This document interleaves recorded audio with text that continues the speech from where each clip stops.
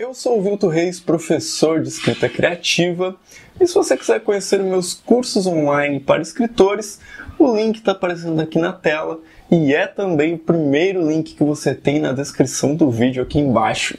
Hoje nós vamos responder mais uma dúvida aí enviada por um dos inscritos do canal, né? Usar ou não o disse, né? Disse fulano, disse ciclano.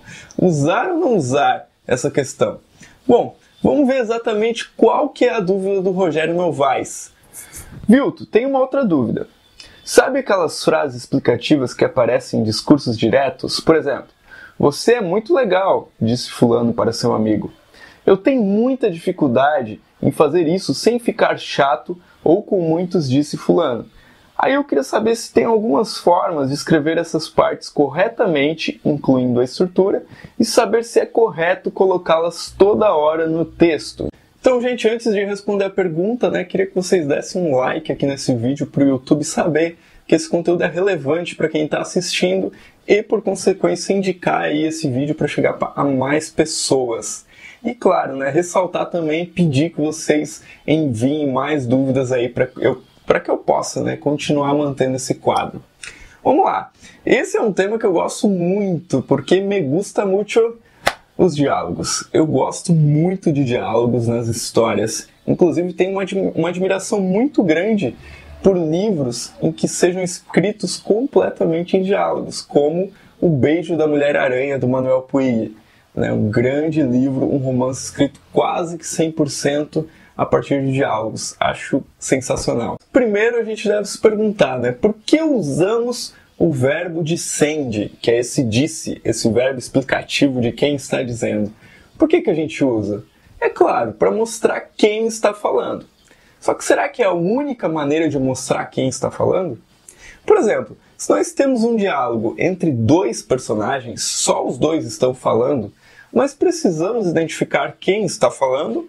Ou nós podemos confiar, né, aí na capacidade do leitor de entender que, né, se eu tenho uma fala que disse João e a seguinte que disse Carlos, e foi dito antes no parágrafo onde se estava mostrando ou dizendo a história que eram essas duas pessoas que estavam em cenas, elas eram as duas únicas pessoas, ou mesmo, né, digamos que se tivesse um banquete e aí o João chamasse o Carlos à parte e falou para ele, 2 pontos. Aí vem uma fala do João.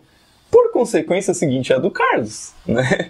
E a outra é do João e a outra é do Carlos. Então nós precisamos, né, mostrar quem está dizendo isso? Penso eu que não. Essa é uma situação que a gente pode, né, abrir mão do verbo dissende. Aí, claro, né, por exemplo, eu tenho 20 linhas de diálogos, 10 falas de cada um dos personagens. Aí a coisa começa a confundir um pouco. Então você pode colocar algumas expressões corporais, né? Então você coloca eu não acredito, uma fala de personagem, né? Aí travessão, ou, né, dependendo se você usar aspas, enfim, completou João apoiando o queixo na mão e o cotovelo na mesa. Olha só, né? Você não colocou só um disse João, ponto. Não, você acrescentou um elemento de cena, né? O fato dele apoiar aí o queixo na mão e o cotovelo na mesa. Então essa é uma forma de se trabalhar essa situação. Ou melhor ainda, né? E se a gente criasse um jeito único de fala para cada personagem? O que é isso? É, por exemplo, maneirismos, né? Você poderia ter um personagem que repete ridiculamente o né, como eu faço. Então, esse né apareceria de vez em quando nas frases. E já poderia ter um outro, né, que tivesse como vício de linguagem, um outro vício que eu tenho, que é o tipo assim. Então, a partir desses pequenos códigos linguísticos que vão se repetindo no texto, chega um momento que o leitor já sabe quem é que está falando, não precisa você explicar. Então, essa é uma outra maneira de você identificar quem está falando. E para isso também não precisa escrever um monte de palavra errada para mostrar que o cara é analfabeto. Ele pode se mostrar assim a partir do vocabulário simples que ele tem.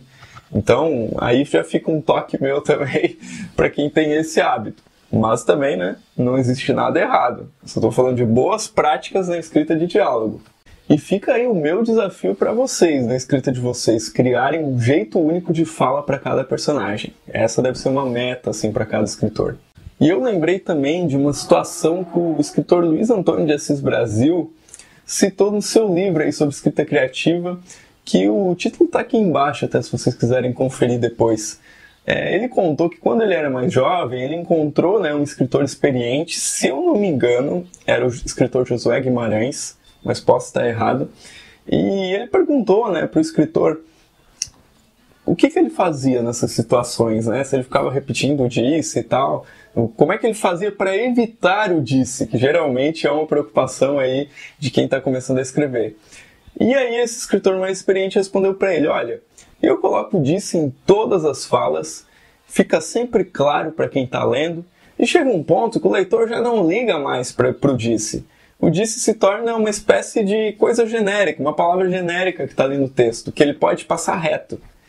Eu acho um pouco extremo, Eu prefiro criar algumas variações, usar o mínimo possível o verbo dissende, e quando ele aparece não ser sempre o disse. Às vezes pode ser o disse, mas também criar algumas variações. Como essas que estão aparecendo aí na tela, que eu peguei essa tabelinha que eu peguei do site Mundo Educação, o link vai estar aqui embaixo para vocês que quiserem abrir depois, onde tem alguns verbos aí, Disse, perguntou, respondeu, contestou, concordou, exclamou, pediu, exortou, ordenou, entre outros que existem, Então você pode aí fazer muitas coisas no diálogo. No final das contas, cada escritor tem que tomar suas decisões e fazer as suas escolhas pautado simplesmente em eu acho que é melhor assim. Poderia ter uma teoria mega elaborada, talvez de Bakhtin, sei lá eu, mas no final das contas é uma escolha puramente baseada em gosto estético. Então, faça o que te der na telha. Ponto, acabou, esse é o resumo do vídeo. Esse é o nosso vídeo de hoje. Se você gostou desse vídeo, se concorda, se não concorda, coloque nos comentários, dê o seu like no vídeo e inscreva-se no canal para não perder aí, nenhuma nova publicação. Me siga também nas redes sociais e acesse meu site. Então é isso. Até o próximo vídeo.